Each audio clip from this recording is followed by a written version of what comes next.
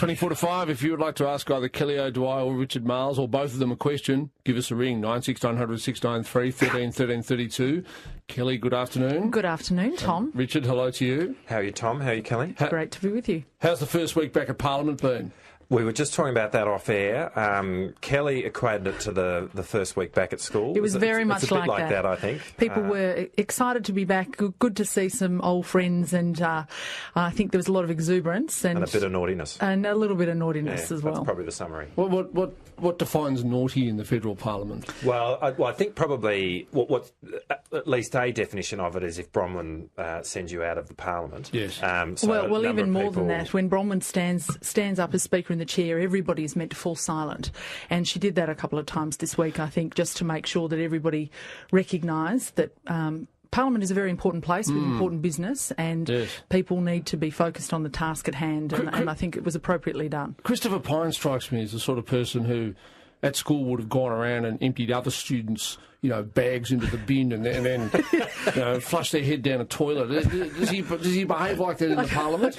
Well, I don't know that he would have been big enough to sort of be a bully, but certainly I suspect he would have given his teachers a fair bit of shtick in class. I don't doubt that for a minute. But he has a very permanent cheeky grin, which he probably doesn't mind me saying. Yes, about him. I don't think he minds that. But look, he is a very, he's very serious in the role as manager of government business in the House. Good. Now, Kelly, first question to you.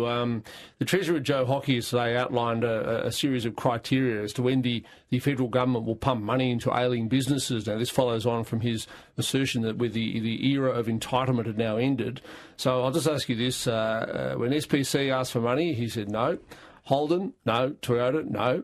Cadbury in Tasmania, yes. Huon Aquaculture in Tasmania, yes. Qantas, maybe. What is the policy? What businesses should the federal government pump money into? We believe it's a very big ask when business says that they need a cheque from the Australian taxpayer to prop up their business, whether they're a successful business, whether they're a failing business, and that we as a government need to be focused not on writing all these blank cheques to business, but instead on getting the policy settings right. So my very strong view is that the role of government is to get those settings right, to reduce taxes, to make it easier for business to employ, and we're doing that already. We're cutting the company tax rate by 1.5%, to cut, for instance, the energy costs of business by, again, cutting things like the carbon tax. OK, so you're saying, Kelly, you wouldn't have given money to Cadbury or Huon Aquaculture or maybe Qantas? Well, look, I think the question about the Tasmanian announcement, the Tasmanian package, was one that was made before the last election. We've now had an opportunity to look at the books, and it's very serious. We knew that we were left with a great big mess by the previous Labor government. We knew that there was more than $192 billion of cumulative deficits, and if we did nothing else, the gross debt was going to hit $600 billion. And we have to be responsible in government. Richard, you're, I know, a big advocate of economic interventionism, of striding around and saying yes, yes, no, no, yes, no. Yeah, they love picking winners. What do you think? Well, firstly, I do think there is a role for government in the economy.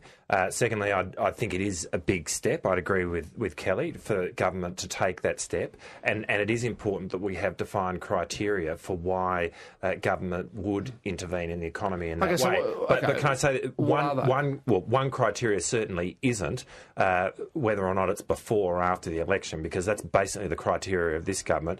Cadbury gets its money because they were promising stuff before the election. Everyone else doesn't get any money because the election's gone. It doesn't matter if they don't give them money. So that is not an appropriate criteria. What's the criteria? I think the criteria is... Like, is a union involved? No, that's not the criteria. The criteria is capacity and capability in this country. So if there is a skill, a technology, a capability that exists within a certain company, and without that industry or without those companies, this country will lose those skills, lose that capability, and that's why the car industry is important. Well, I think there is a role for government. So what about Cadbury, the ability to make a chocolate bar? Well, I'm not going to question whether the appropriateness of that. I'm not across the detail of the circumstance other than the fact that it happened before the election. conversation, and that there hasn't been a proper explanation from the government about why yes to Cadbury and no to SPC. But what I would say is that where, for example, with SPC, you've got a company which in essence is the cannery industry in Australia. Without it, we lose that capability. That's obviously then an important matter to consider. The car industry is so important because it's the highest tech manufacturing that we do in Australia. Now it's gone. You lose it, and we lose skills, and that affects the rest of the economy. And so that's why I think there is a practical role for government to play. So that's the criteria. But can I pick you up on that? Because, Richard, I mean, we had a situation where Julia Gillard, as Prime Minister, she threw more than $215 million at Holden and said, please stay. And she promised that this was going to guarantee manufacturing in Australia until 2022. And, of course, they then announced that they were going to be leaving in 2017. We saw Ford go and Mitsubishi go under Labor's watch after hundreds of millions, billions of dollars had been thrown at the car industry.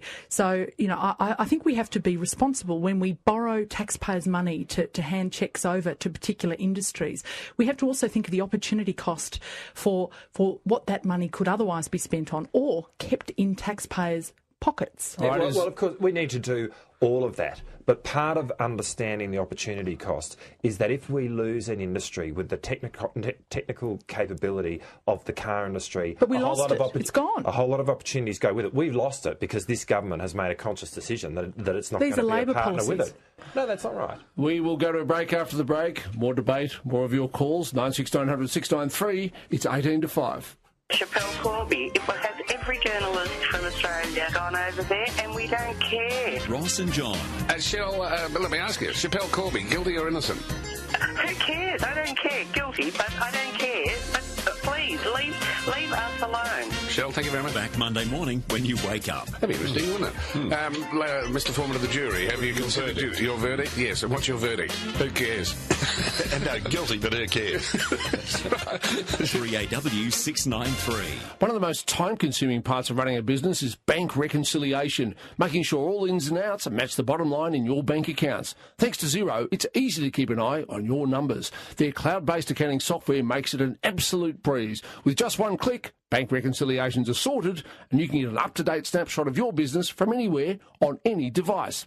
Thousands of small business owners are doing beautiful business with Xero, and you can too. Try it for free at xero.com/try. That's Xero with an X. 131-008, silver top taxis. Why wait? 131-008, so many taxis. Why wait? 131-008. For a full-bodied English breakfast tea, bright English afternoon tea, and strong, fragrant Earl Grey, try Dilmar's new single region selection. The tea you love, hand-picked in the region best suited to its flavour. Do trade. Renovation's finally finished.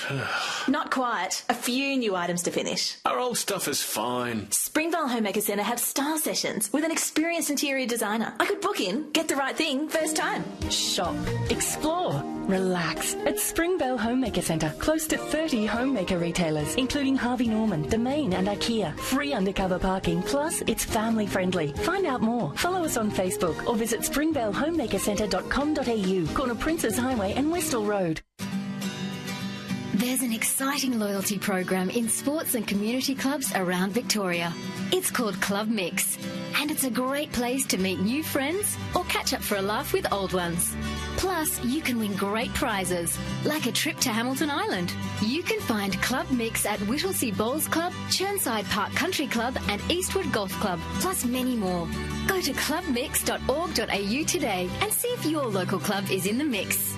Proton sure is running them out the door on selected 2013 models, with prices you'll find hard to believe. Get a Proton S16 FLX from an unbelievable $11,290 drive away, or the Proton Privé GX with Bluetooth and iPod connectivity from an incredible $15,490 drive away. Prices include a great cashback offer while stocks last. So be quick. Visit proton.com.au or call 1300 633 377 for your nearest dealer. Proton. Motor on. Get the power of Tyre Power's store-wide super sale. With great savings store-wide, like a 13-inch Cully tyre for small cars, now just $65 each. Fitted and balanced. Get the power of Australia's biggest independent. Tyrepower.com.au. On 9 News, the Chief Commissioner admits the system failed Luke Batty. Body in the boot killer Tanya Herman walks free from prison. A schoolgirl joyride ends in tragedy and Daisy delays his blues debut. 9 News at 6. Drive with Tom Elliott. For Xero accounting software. Do business anywhere on any device. It is 14 to 5. Dom, good afternoon. Hello, Dom. We're going to Gail. Good afternoon to you. Oh, good afternoon, everybody. Kelly, incoming governments from going back to the year dot, they've always claimed that the situation is worse than what they were told before they got in. What I really think that and so therefore the voter becomes cynical. I'm not one of those cynical people, mind you, but I would like to see the government just say, okay, well, we'll show you how bad it is. Here are the financials. And this is the situation, and we are really in a big, big mess, and we have to make some tough decisions. Gail, can I just say to you, I suspect that's what the upcoming federal budget is going to be, but Kelly? Yeah, no, Gail, you make a really good point, and before the end of last year with the mid-year economic and fiscal update, we did just that. It probably would have been a bit lost to a lot of people because it happened just before Christmas, but we did take a look at the books, and the Labor Party had locked in another $123 billion of deficits in the forward estimates. Now, if we do nothing else, if we don't actually cut the spending of the budget, if we don't start repaying down the debt, we also said at that time we're going to have more than $600 billion of gross debt. Now, Richard, is it true? Did you leave a big mess? Of the budget. Of course we didn't leave a mess. And here's the issue for Gail. There's a whole lot of trickery that can be done with the budget, and we've seen the money that's been given to the Reserve Bank, which is in essence deficit padding, so that the government can claim that there is a large deficit by virtue of what Labor did. But it's actually, said he needed the money. Well, it was depleted. I was part of the hearings. Right. But that's what this government is doing to try and blame things on the previous government. Did you deliver a surplus? We saw a whole lot of hypocrisy around the issue of the debt ceiling, but in coming into government, they just abolished the debt ceiling altogether, so that there's an open credit card. But here are some facts that can be absolutely relied upon. International credit rating agencies, which go out there, yes, unlike the other facts. International credit rating agencies, which go out there and independently rate our economy, have done so and said under Labor, a AAA credit rating by all three credit agencies didn't happen under the Howard government. Economic growth, something that can be measured, repaying back $96 billion of Labor's debt at that throughout point the as well. global economic crisis, a key indicator of whether an economy is healthy. Only one other country in the developed world did the same thing. AAA credit rating Public twice. debt as a proportion of GDP, one of the lowest in the world. They're actually the facts. So if Labor was doing such a good job, why did you get rid of Kevin Rudd part of the way through his term? Oh, well, that would be the subject of a full week of your broadcast, which I don't think we'll go into. Let's go to Wally. Good afternoon. G'day, Tom. G'day, Walt. Yeah, that $16 million that went to Cadbury. Yes. What was it actually spent on? I have no idea. I was told that it was being used to get machinery from Victoria, where 300 workers got sacked. And that machinery is going to Tasmania, and it's got nothing to do with tourism. No, Wally. Part of the announcement, with the greatest of respect, part of the announcement was to, in fact, have Cadbury as a bit of a tourist centre. I know that as a child, when I went to Tasmania, I had the great fortune of being able to visit the Cadbury chocolate factory. So is it like Willy Wonka or something? It was incredible. It was just like Willy Wonka. In fact, it did take me quite some time before I could... Not the Oompa Loompas, but there was lots and lots of chocolate, and we actually got to taste the chocolate as we went along the tour. Now, of course, with the new health regulations and everything else, you can't do that these days, but it was incredible as a child being able to have the opportunity to do that. And, of course, it became very difficult to do that at the factory. And now with the money that's being spent, it will again be a wonderful tourist attraction for Tasmania. Tasmania as an economy needs all the help it can get. And we as a government believe that there is a responsibility, despite, the destruction that's been caused by the Labor Greens government down there in Tasmania over so many years, that it is part of the responsibility to try and actually grow jobs, increase productivity down there and have a really genuine economy, given that most of the other industries have been ruled out by the Greens. Just on that, my father said when he ran IXL back in the 70s and 80s, he said he quite liked watching the canning machines and the apple coring machines, and that if SPC presented itself as a tourism operator, it would therefore qualify for government help. I don't know. Well, they obviously got the pitch wrong on the basis of that. And look, I wouldn't necessarily question what Kelly has said there, but I make the point that is an argument about government's role in assisting an economy. And I think that you made the point up front, Tom. Why was the argument valid in relation to Cadbury, but it wasn't valid in relation to SPC? And there's this claim that tourism is special. Well, one was operational costs, one was something that was very new. Well, okay, but it's not all about tourism. I mean, tourism's fine. Part of it is about doing a cocoa tree growing experiment in Northern Australia, which might be valid as well. But there is no rhyme or reason to the way in which the government makes these decisions. Well, you'd better leave it there. Good as always to talk to you both. Kelly, thanks for coming in. Great to come in. Thanks, Richard. Tom. Thanks, Richard. Kelly, thanks, we'll Tom. see you again in a fortnight. It's 8 to 5. Hello, Peter Mitchell on